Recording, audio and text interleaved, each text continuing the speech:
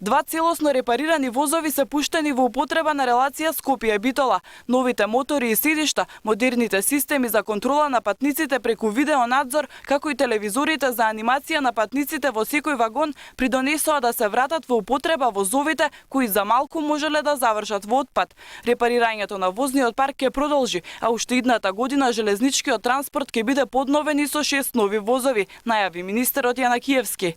Во наредната година ние ќе набавиме и 6 нови возови, тоа се 4 дизел возови и 2 електро, и ќе продолжиме и со репарирање на постечки, бидејќи возниот парк на АД Транспорт за да биде целосно реновиран и ставен во функција некаде помеѓу 12 и 13 вакви возови, и тоа се надеваме ќе го постигнеме до 2014-2015 година. Средствата за целокупната набавка се обезбедени. Повикот за консултант кој ќе работи на тендерската документација ќе биде објавен на почетокот на идната година, а веќе до крајот се очекува и да се склучи договор.